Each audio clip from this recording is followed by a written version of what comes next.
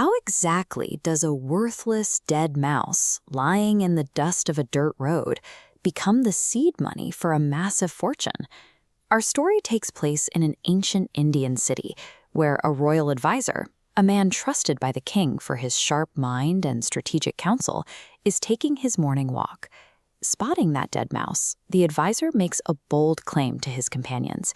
He says that an energetic, intelligent person could take that specific mouse and use it to build a life-changing business.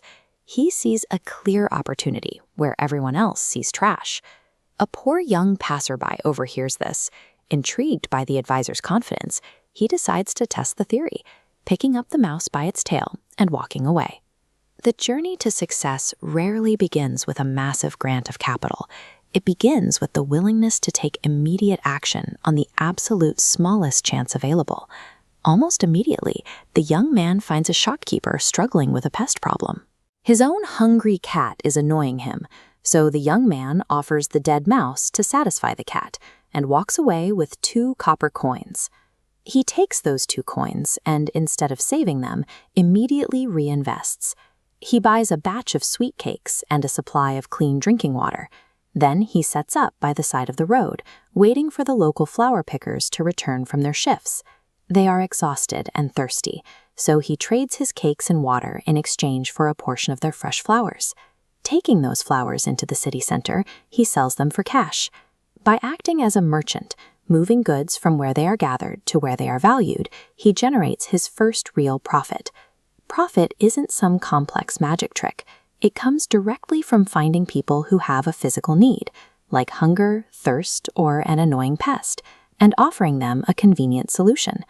Soon after, a heavy storm hits the city with high winds. When the weather clears, the king's pleasure garden is entirely covered in broken tree branches. The royal gardener is dreading the cleanup.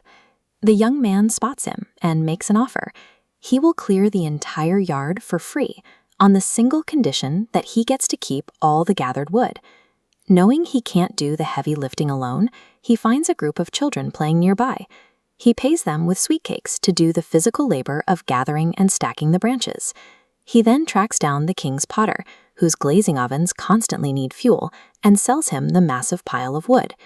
Through diligent organization, he has now built a true, functioning business. Scaling a business requires seeing past the immediate damage of a crisis to find the hidden opportunity. And by paying others for their labor, you accelerate your growth far beyond what you could achieve with your own 2 hands. With his new capital, he opens a permanent refreshment shop. He immediately begins practicing extreme generosity, giving free drinks and cakes to the local grass cutters, building immense goodwill with his new customers. That goodwill pays dividends a week later when a dealer arrives in town with 500 horses to feed. Out of loyalty, the grass cutters agree to supply the young man with all their grass and withhold it from the dealer, allowing the young man to command a premium price. Now holding serious wealth, he makes his boldest maneuver yet. Hearing that a foreign ship has anchored in the port, he buys a highly valuable ruby ring and gives it straight to the ship's captain.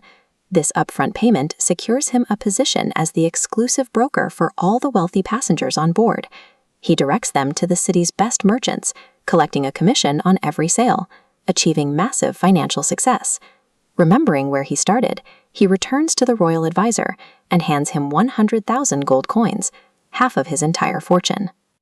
This profound display of gratitude impresses the advisor so deeply that he offers his daughter's hand in marriage. While hard work and smart trades can create money, lasting wealth is built through strong social networks, calculated generosity, and remembering the exact people who helped you get your start.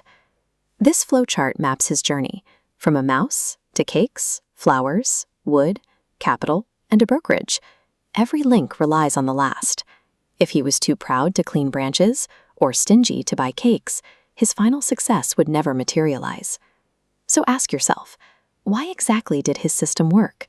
Why was showing extreme gratitude to the advisor a necessary business decision?